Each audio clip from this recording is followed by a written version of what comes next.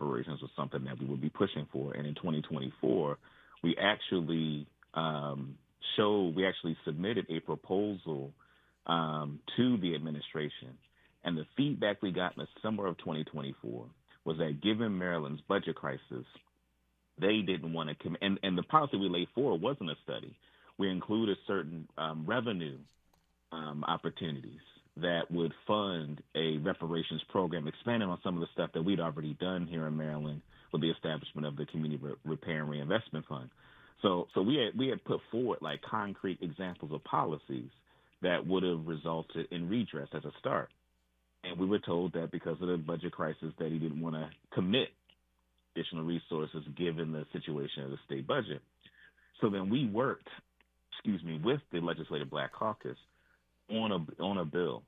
And to me, the most important aspect of the bill is not the part about studying the harms that have been done to Black people as a result of chattel slavery and racial terror and white supremacy in Maryland. That's important. But the most important thing is that the study would be a commission that will produce recommendations on how to implement a reparations policy. And that is something that no previous study that's been done. And so when the governor mentions these 4 other studies that have been done, and in fact, I was actually on one of those task force that he's referring to, none of these studies accomplished the goal of laying out what it would look like to implement reparations. And even in the bill, it contemplates things like tax rebates, things like, collective land ownership. Like there's a range of things that could be recommended to the legislature, and that's not something that an individual person can do by themselves. And to your point, when he says that he's about action, I think part of the challenge is that the things that he has identified as reparations, as far as we're concerned, isn't reparations. And I can talk more about that, but I think that's really the difference, is that he's talking about what might be good policy. That's different than what reparations is about. A couple things, a lot of stuff to unbox about what you said. First of all, this idea that it's a different kind of study, i.e., a study about how to get it done rather than a study about is it warranted and who's eligible, right? That's right. And I think the additional part that I think is important to that as well is that when you look at, one of the things that he actually attempted to do during session, it was reported by the Baltimore Banner, was that instead of the reparations bill, a Truth and Reconciliation Commission executive order. So that was something that his team talked to me about in the middle of the Maryland General Assembly, which is pretty unprecedented because that's something typically you do in the summertime before session starts. And I was clear, and I said it directly to him, that I was clear that I think his issue with reparations is that it is an issue that may alienate a Democratic Party primary voter in a presidential election, and that Truth and Reconciliation is something that is more palatable to a white mainstream. And it is my belief that the veto is really about preserving his presidential aspirations in the Democratic primary as opposed to the actual policy itself. To be honest with you, I from way out here, not knowing any of the stuff that you just said, that's how it looked to me. I think that's how it looked to us. Oh, you want to run for president, so you're just like our governor, who is willing to sell out the reparations movement to preserve his presidential chances. That's right. And it's unfortunate because I think that,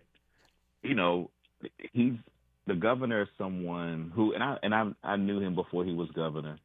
I generally think he's a good person. Like I haven't worked with him. Yeah, it seems like a great guy. It'd be way better than the president we have now. But, this is Freedman Friday. We're talking about reparations. So, right. Absolutely. So what even is a Truth and Reconciliation Commission? I mean, are we talking about, South Africa where we all confess our sins and then the no wealth or land exchanges hands?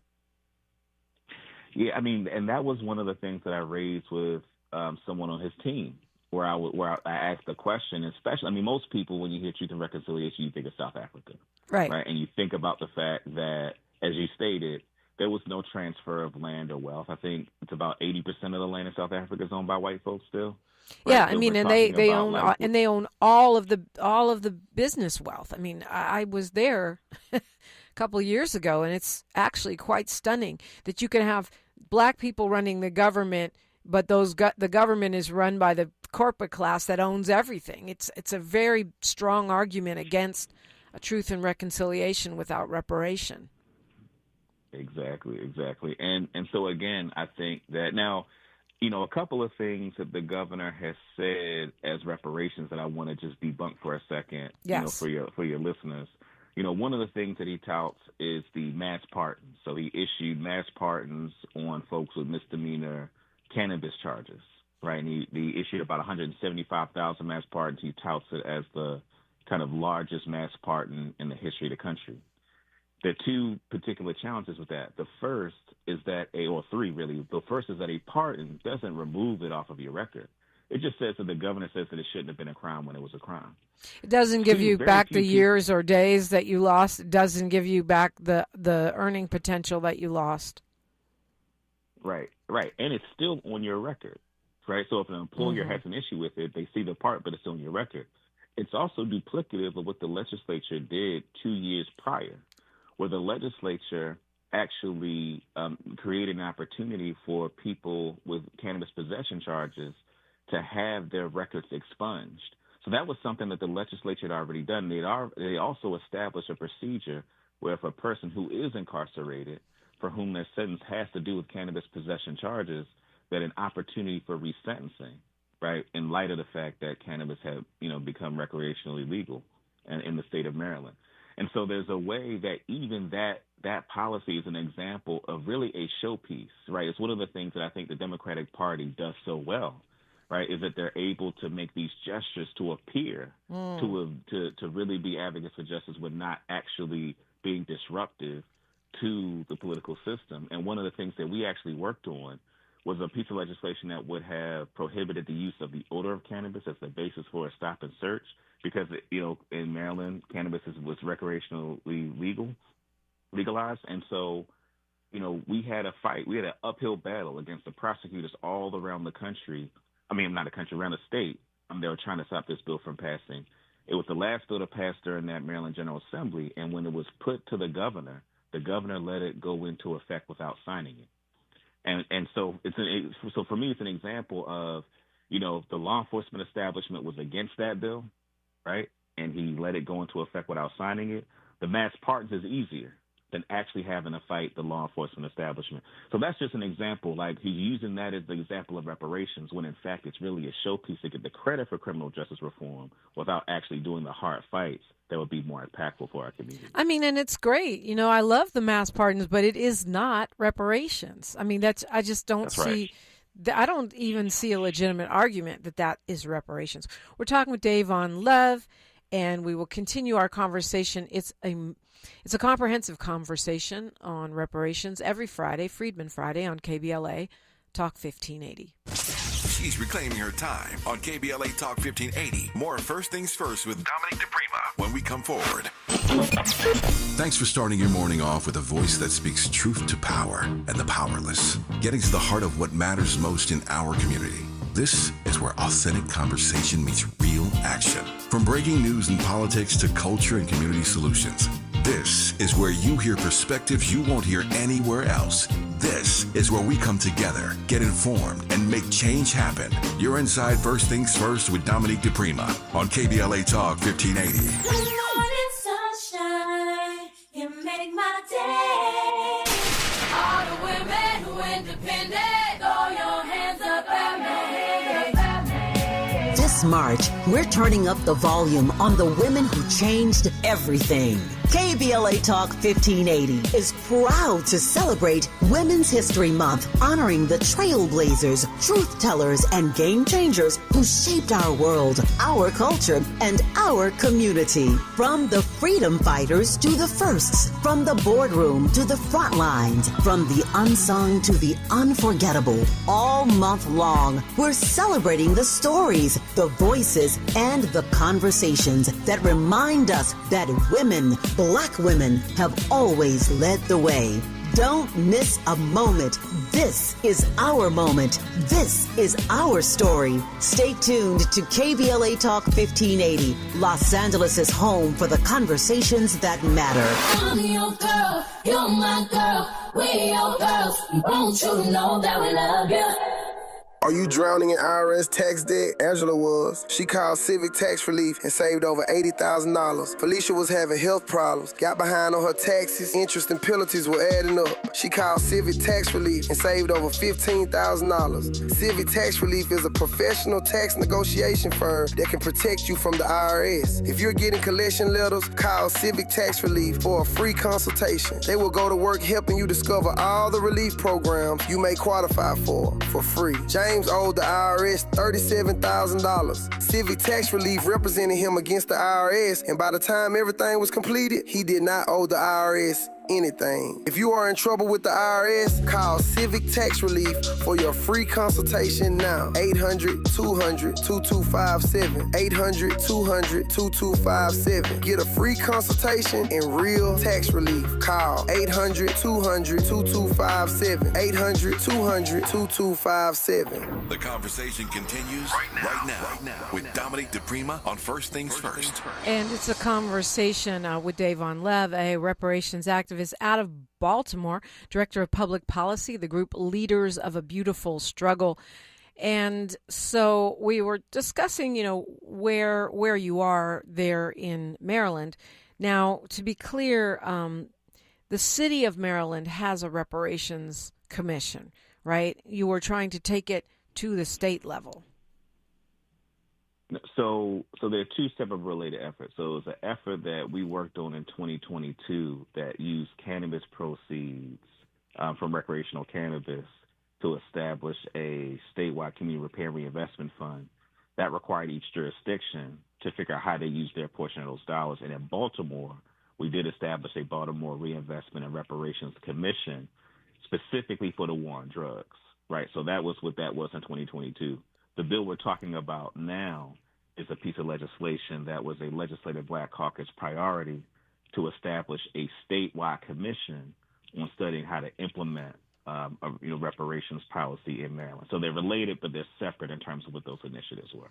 Okay, and that 2022 effort only dealt with the war on drugs. I mean, when you look at the California Task Force report, it breaks out all these different areas where repair is needed, where reparation is appropriate. So that is just one narrowly focused aspect of reparations from that 2022 effort.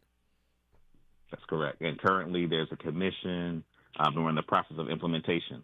The hope being that it would be an example of what it means or how to allocate public resources to a reparations effort and distribute resources. So they're in the process of implementation, and hopefully in 2026 we'll see resources distributed with the reparations frame in Baltimore. And those are specifically linked to cannabis tax proceeds, and they're specifically that's right repairing damage from the war on drugs. That's correct. But what kinds of things are you looking at? I mean, you said hopefully in 2026 you'll see some actual distribution of funds. What kinds of things might we see? I mean, it's hard to say. One of the things that we put in the legislation is that it include things like, in the guide that accompanied the legislation that we move, include things like, collective land, supporting collective land ownership, supporting, worker cooperatives, providing, specific investments in projects for those who are formerly incarcerated. So that's broadly like some of the things that's on the table. Again, it's still in the implementation phase, and the commission ultimately will be a major force in determining what that looks like. So, what are you thinking of in terms of next steps? Is it to continue to push that broad legislation like the one that was vetoed by the governor, or is it going issue by issue? I mean, you say, okay, this is the war on drugs. We could do another, reparations push for housing, another one for health, disparities. That seems like a long road, but you've been successful on one issue. How do you see the way forward? So one of the things that we're focused on now is actually overriding the governor's veto. So our state legislature is in session from January to April. So the bill, the statewide commission bill in Maryland passed in April of 2025. the governor vetoed it in May of 2025. So the first thing that our legislature has to take up are the vetoes. So in January, our legislative session starts January 14th of 2026.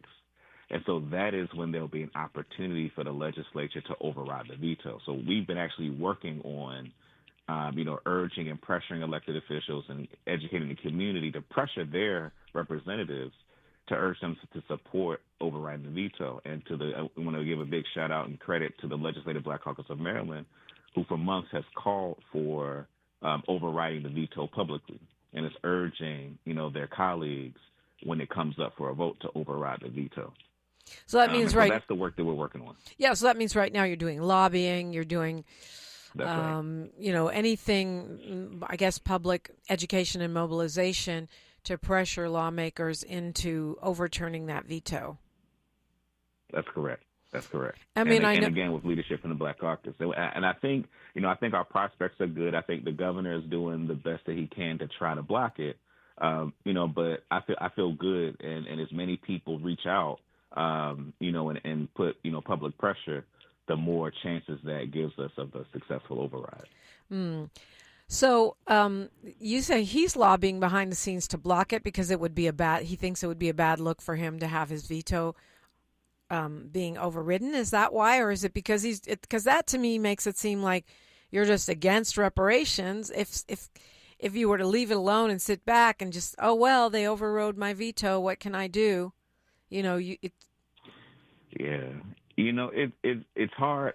It's hard for me to speculate on his kind of stated internal rationale. Right. What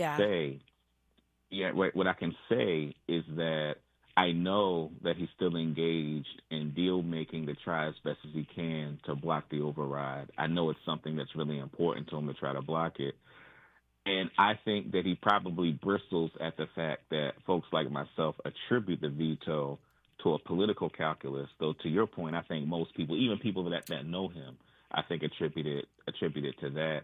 And I think he's put himself in a bad spot because he's doing a lot of, media hits where he's being asked about reparations and doing the same kind of rhetoric of I'm about action. He sees the importance of the work of repair. But to the point that you raised earlier, he hasn't actually engaged in any meaningful policy. One of the things that he actually uses as an example is this Just Communities initiative, where he talks about an investment of $400 million in communities that were historically redlined. But that $400 million is not new money. That is existing money that he's directing his agencies to target projects in communities that would otherwise be redlined. Again, that's not reparations, right? That's that might be good investment. It right, could be. I mean, it sounds like a rehash of opportunity zones, which I know from my perspective is BS. It's just giving corporations tax breaks to come in and exploit us. It doesn't build wealth in our communities. Right. And so at best, it is a, shift in existing resources that were likely already going to go to some of the places where those projects were going to go. But again, it's not reparations. And so again, these are so part of the challenge to your question about what is his rationale. I think that he is a moderate Democrat, right? He is squarely a liberal. Right. And I think when you're a liberal and you believe even kind of in the majesty of liberal democracy, then things like, he talks about procurement, more black businesses that have been able to get resources from the state. It's again, though that might be good policy, right? But that's not reparations. That's not investing in our capacity to practice sovereignty and self-determination. Those are different things. And so I think that's the ongoing challenge. But again, it's hard to say. It's hard to say what his kind of stated internal dialogue is. I think he might say he believes in reparations, but he believes that what he's doing is that. And I've constantly have been saying that they're just not the same. Yeah, I mean, that's a really good point, too. It's reminds me of people who were angry that President Barack Obama didn't do reparations. Well, he was a moderate when you elected him. You knew he was a moderate when you elected him. It wasn't a secret, so it sounds like this is Obama 2.0 in a sense. What happens if you are successful and that veto is overridden? Well, then the commission gets established, and it allows us to do the work that we can do within the commission to ensure that really solid recommendations come out of it. Those recommendations would be proposed or presented to the legislature in 2028, which isn't a lot of time, but I think we'll work it. It'll be enough time to put before the legislature really solid recommendations. And I think just to your audience that might say, well, our commission's helpful. Commissions and task force can go either direction. Sometimes task force and commissions are like throwaway things because they know that the policy's never going to happen, so it's a way to appease folks. But there are also examples of commissions where it's important to set up the infrastructure of how you're going to implement something. In Maryland, we did something similar by establishing a juvenile justice reform council, right, that developed recommendations that then became policy, right, as to how to address some of the ways that youth were being sucked into the criminal justice system. And we actually have a problem in Maryland where we're one of the few states that still automatically charges youth as adults. Automatically? But part of the purpose of wow, that's insane. So that's one of the things we're actually working on, too, this coming session, something we worked on last year. But as an example of a commission that was established, and in fact, that commission recently actually ruled that Maryland should end this practice of automatically charging youth as adults, which means that becomes additional ammunition for folks like myself to be able to move it through the legislature, right? And so there are examples of commissions that when, in fact, the governor actually just recently set up a commission for redrawing the congressional maps in Maryland, recognizing that having those conversations helps you then to implement the best policies moving forward. So we anticipate that the recommendations that come out of this commission, we are going to actively be using those recommendations, and it's going to help us be able to move those pieces of legislation through the legislature. Talking with Dayvon Love out of the state of Maryland. We're talking reparations, and this is KBLA Talk 1580. Say the quiet part out loud. KBLA Talk 1580. The station you turn to when you've had it up to here with cultural incompetence. KBLA Talk 1580. I'm Bree Wood with BIN News Now. Black 43-year-old Jarvis Butts has been sentenced to 35 to 60 years in prison for killing 13-year-old Naziah Harris in Detroit, Michigan. This woman gave a victim impact statement. I hate you. I wish nothing but the worst for you. I despise you.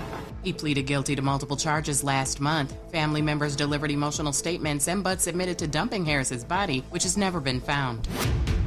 South Carolina Congressman Jim Clyburn says he'll run for an 18th term. The 85-year-old Democrat is pushing back against calls for generational change, and if his party regains the majority, he could return as a powerful elder statesman in Congress. And Jada Pinkett Smith is returning as Lena James in Netflix's new A Different World sequel. She teased the comeback on Instagram. The series, set at Hillman College, follows a freshman, Dwayne and Whitley's daughter, navigating her parents' HBCU legacy. Get BIN News Now on demand 24/7 on the iHeartRadio app. Head to Waba Grill weekdays after 3 p.m. for their $5 happy hour and try their new chili crisp dumplings. Bold, crunchy, and tossed in a fiery crisp, paired with a premium Waba beverage drink like their authentic Thai tea. Get both for just $5 only at Waba Grill. It's for you. This is the KBLA Sports Minute with Ray Richardson. LeBron returned to the Lakers lineup Thursday night after a 3-game absence, but the night belonged to Luka Doncic. Doncic went off for 51 points in the Lakers' 142-130 win over Chicago. The 51 is the highest total for Doncic as a Laker. LeBron played 33 minutes after missing the last 3 games with a sore elbow and a bruised hip. He had 18 points, 7 rebounds, and 7 assists. The Lakers have won 4 straight and 7 of their last 8. Thursday's win moved the Lakers up to 3rd place in the Western Conference behind Oklahoma City and San Antonio. The Clippers are back in action tonight against Chicago at the Intuit Dome in Inglewood. The Clippers are going for their 4th straight win. Kawhi Leonard has been playing like an MVP. He's averaging 30.5 points in his last 9 games. Leonard has scored 20 or more in 43 consecutive games. No debates, no speculation, just the info you need. That's your KBLA Sports Minute. I'm Ray Richardson. More news, opinions, and conversation when we come forward on KBLA Talk 1580.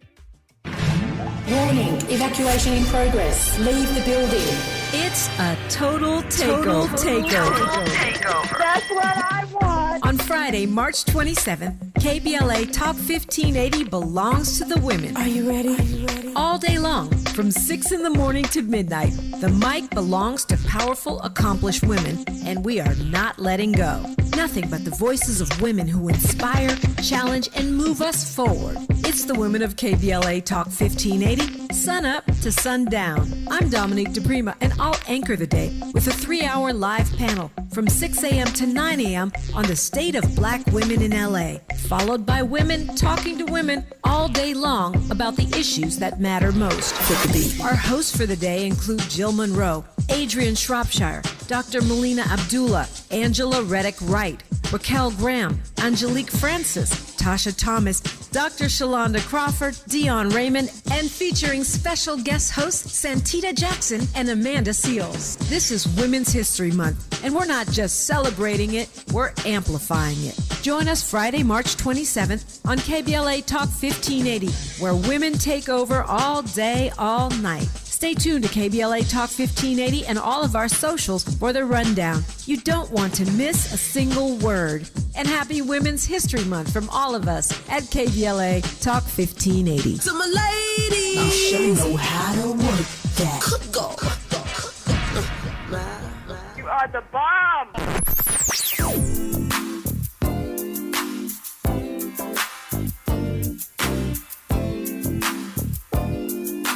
This is KBLA Talk 1580. Talk radio. That's music to your ears. We're unapologetically progressive. KBLA Talk 1580. Pump up the volume. Business moves fast. Orders roll in, deadlines close in. When you ship with USPS Ground Advantage, you can keep up with confidence. Every package stays in our secure network from dock to door. And with nationwide reach, dependable tracking, and upfront affordable pricing, you get built-in peace of mind. You run the business. We run the routes. Visit USPS.com/Ground Advantage to learn more. Oh my God! Injured in an accident? Insurance not paying what you deserve? The Law Office of Hamlin will get you paid. Call 424-266-9175. That's 424-266-9175. The Law Office of Hamlin, your legal vibe for the culture. Hi, I'm Dominique DePrima, KBLA Talk 1580 host and African Focus Incorporated Cultural Ambassador. You probably know by now that every year our two organizations team up to lead a trip to the motherland. This June will be our 8th African Focus Trailblazers Tour, and it's not too late to join us. But if you've been thinking of going with us, now is the time to sign on before prices go up. Our current deadline is March 20th. Join us as we travel to a country widely considered one of Africa's most underrated destinations, Zambia, home to the towering Victoria Falls and the bustling capital city, Lusaka. Enjoy a visit to Botswana, known for its pristine natural beauty and stunning Southern African wildlife. We travel in comfort with luxury accommodations, a variety of fun activities, and delicious dining. We do service with charitable work at a school and an orphanage, and we expand our horizons with cultural and historical excursions. To sign up now before our March 20th deadline, please call African Focus Incorporated at 310-676-7300. That's 310-676-7300. Or check out africanfocus.org. Whether it's in the community or traveling the globe, we move as family. African Focus and KBLA Talk 1580. Let's go.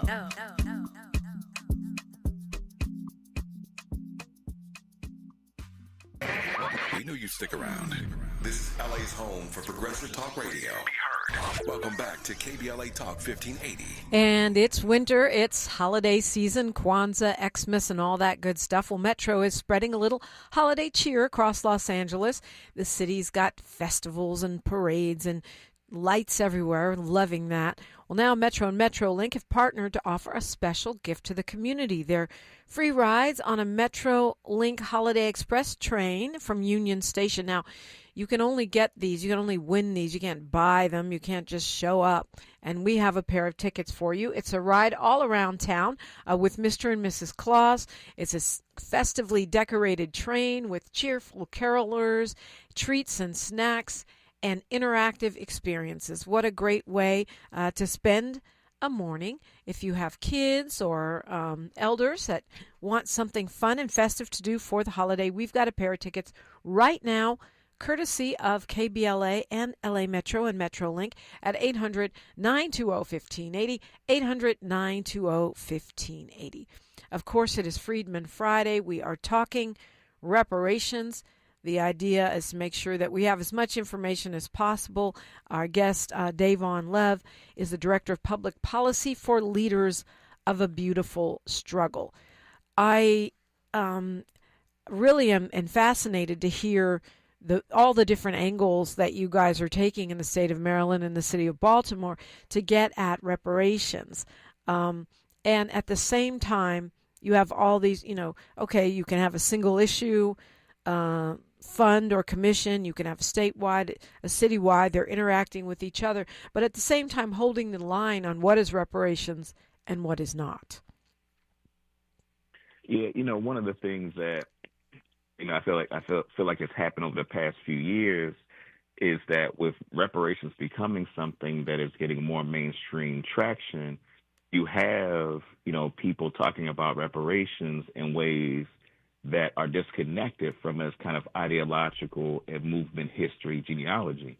So you think about reparations that come squarely from the kind of revolutionary Pan-African nationalist, revolutionary Black nationalist worldview perspective and framework in its most ardent advocates, whether, it's Callie House, whether we're talking about, Callie Queen House, Mother one of the Moore. very first reparationists. And, of course, Queen Mother Moore, one of the first of the modern era. That's right. And so when we think about like what emerged in both contexts, it wasn't just about cash, but it was about investing in our capacity to be able to practice freedom and sovereignty that was connected to the effort around compensation. And so I think, there's been a mainstreaming of reparations that is dislodged, reparations from its movement context. Here in Maryland, one of the things I'm proud of is that we've been consistent in making sure that the reparations, framework is something that is explicitly connected to that movement history, making sure that it's not co-opted in ways that will water it down, right, and make it more about economic inclusion instead of revolution and Black sovereignty. Right, make it another entrepreneurial program of some kind of another watered-down entrepreneurial program. Speaking of that, I mean, you say it's mainstream, but here in California, we're still seeing the polling, and it seems to have gotten worse since this administration has come in, where reparations is not supported. It's supported until you say money, and particularly among white folks that, public opinion remains pretty stuck against cash reparations or resources being moved. Is that the same in Maryland?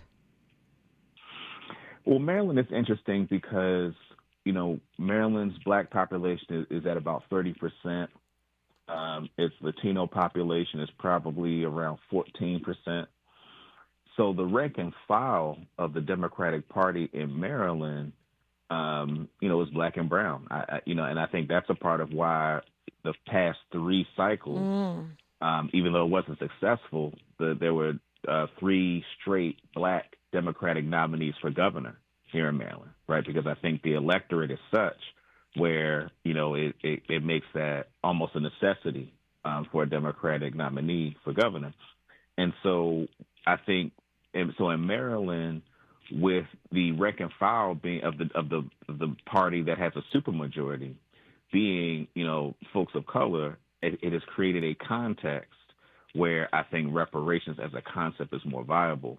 We have the largest Black caucus in the country, and again, it was our legislative Black caucus of Maryland that actually made the reparations bill from this year, put that on the table, and it was, their kind of collective effort. And I want to really give a lot of credit to the legislative Black caucus because, when we think about the Black caucus on the federal level, if we're being honest about its function, it's really a cultural representative of the Democratic Party. It's not a force in like the legislative landscape in Washington, D.C. But our legislative Black caucus of Maryland has built itself up to a point where it is a force in the legislative landscape that organizations covet their issue being a legislative Black caucus priority. And so it's because we have a large Black caucus, right, with strong Black representation, and a caucus that now operates in a way where it's wielding its power. A lot of the legislative victories that I've talked about, with you, all of them were legislative Black caucus priorities. And so I think in Maryland, we have, I think, a strong appetite for reparations. And so even though there's, we're still, a minority numerically in the state of Maryland, we're sizable enough to impact the political landscape. And I think that's going to be really important in staving off attempts to water down or undermine the reparations movement here. Yeah, this is a really good point. What do you think is the role of pop culture at this point? Like, particularly hip hop, because we tend to be more outspoken in the hip hop space, in sort of normalizing and creating public acceptance for reparations when it comes to cutting checks and real moving of resources. I mean, I think it's really important in the pop culture sense that reparations become something that is a serious subject. Like I would say maybe 15 or 20 years ago, if reparations was raised in a pop culture setting, it was raised alongside the implication that it's impractical, it's impossible, and just a lot of caricatures, of what reparations would be. We all know like the famous Dave Chappelle skit, right? And so, yeah. So I would say, more than 20 years ago, if reparations came up, there was a caricature. I think now we're in a moment where when reparations comes up, it's taken seriously as a real set of policy discussions and objectives that folks have to contend with. I think you do have some. You do have some rappers like Public Enemy and Tupac, even Nipsey, who even though they might not have done a whole manifesto about it, they mention it in the context of their songs, and they're not taking it lightly. They're demanding it for us. That's one of the reasons why I asked, the question. Yeah. Yeah. And I think those influences have been important because a lot of what people are drawing from today is from some of that kind of cultural memory, right? From folks having heard those conversations, and now that it's understood as something politically viable, folks are pulling from, a lot of that work. Yeah. I think it's all of our job too, really, honestly. Like, even if we're not Chuck D, we have a group of people that listen to us or care what we think. This week is the Evanston Reparations Symposium, right? Started on day before yesterday. I think it goes through today or tomorrow. People from all over the country, I think about a couple hundred people, maybe a little more, are there. And LA Times had an interesting article on yesterday about how reparations hasn't disappeared, but it has gone more local. It's an argument I've been making all along, which is that because we know that we're not going to see, it doesn't appear that we're going to see any progress under this administration, folks are super focusing on the local. What are your thoughts about the Evanston gathering and that move to look local instead of focusing on HR 40 or, something federal? Yeah, I think all these efforts are important. I think working locally helps to make the case for what it looks like to do it federally. And I think, one of the things that's also important that requires some discussion, because it's one thing to go after reparations from public institutions, from the state governments, from local governments, right? And I think that's a part of the work. There's also conversations to be had about how to seize resources from private institutions. And actually, one of the bills that we're going to put in the Maryland General Assembly this coming session is a bill that would essentially tax the endowments of institutions with endowments above $2 billion. Right, with the idea being, and then those resources going into a reparations fund. And so, so for us, that's an example of like, how do you go after private institutions for whom? And one of the biggest institutions that we have here in the state of Maryland has a $16 billion endowment is Johns Hopkins. Johns Hopkins is a major global institution founded here in Baltimore. so much of its ability to become this multi-billion-dollar mammoth has to do with, the way that it participated in the plunder of black neighborhoods in East Baltimore, the medical experimentation on black people, Henrietta Lacks, for people who aren't familiar with their cells, that, that the immortal cells of Henrietta Lacks that have been the basis for many of the medical discoveries that Johns Hopkins has been able to do to profit off of.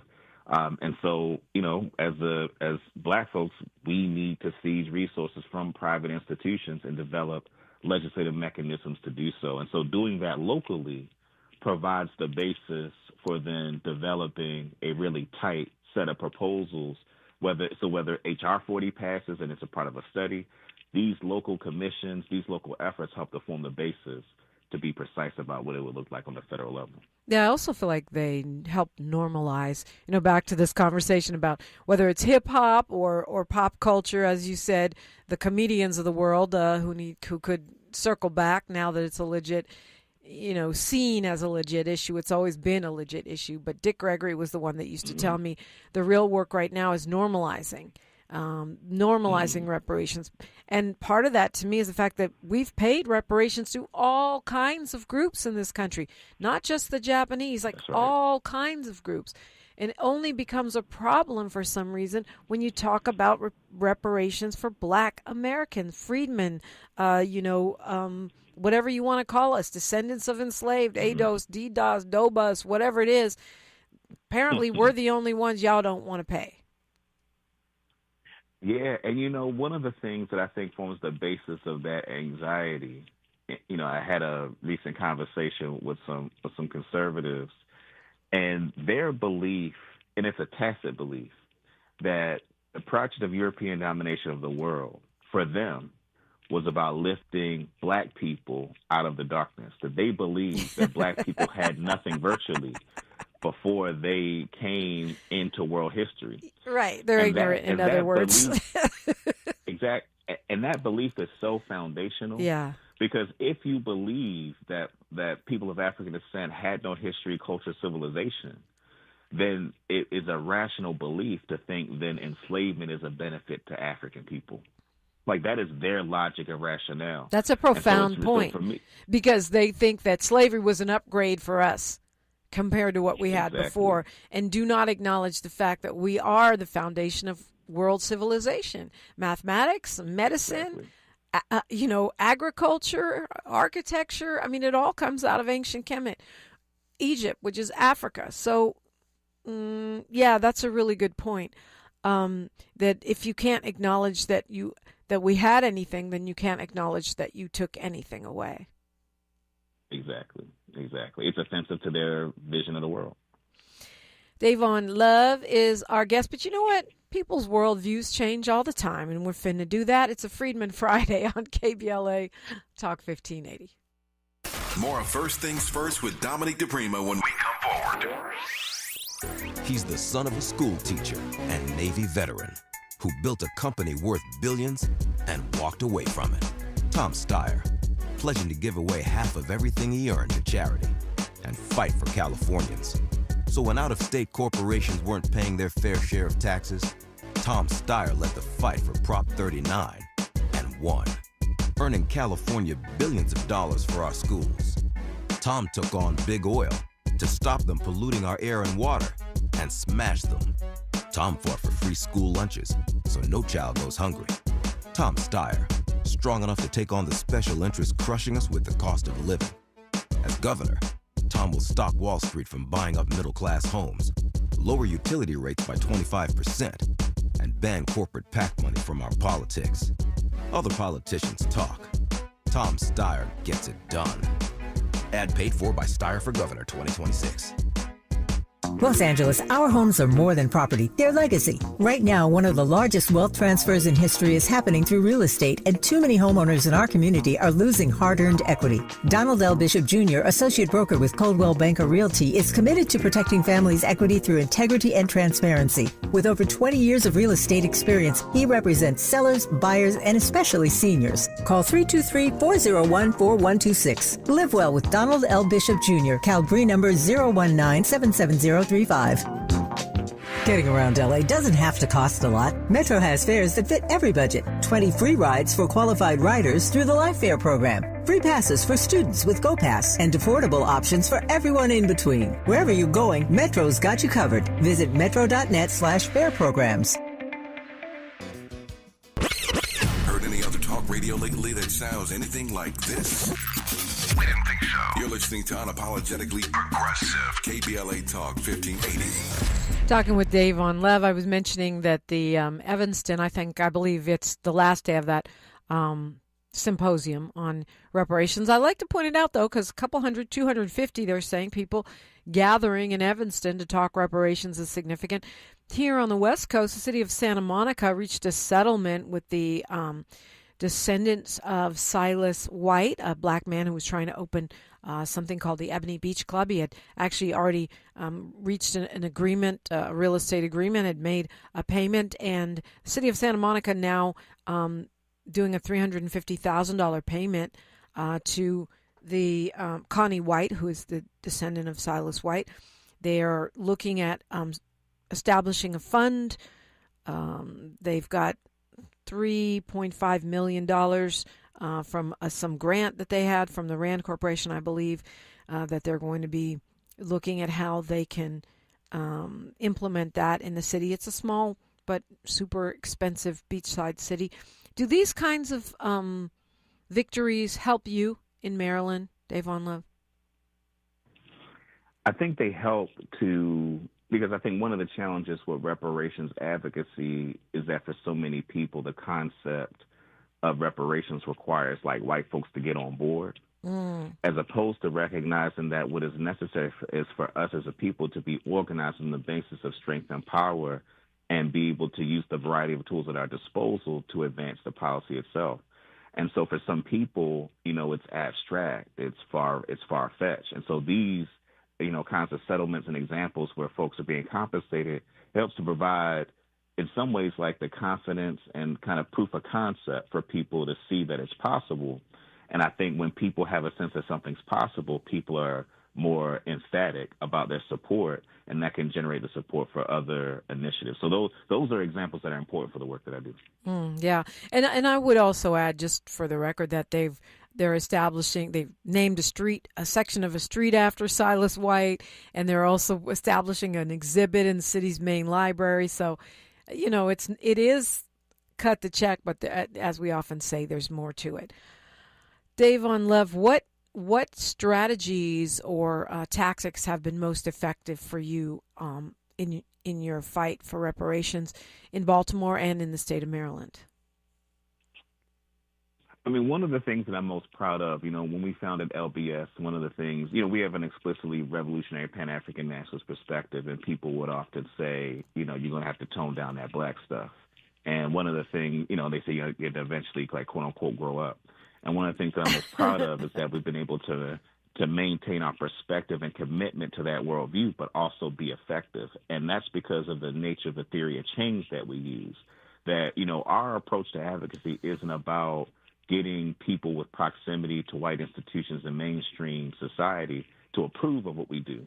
But our theory of change is that if we organize strong in our community and develop a strong base of support, a strong, sturdy, extensive base of support, we can use that as the basis for the power we wield in the political landscape. LBS is not a nonprofit, we're an LLC, and we did that explicitly because we can confront the political establishment in a way that people that are constrained by the C3 status aren't able to. And so it is that theory of change that understands that, we're in a society where we're contesting for power and resources, right? That we're engaged in political warfare to advance the interest of our community.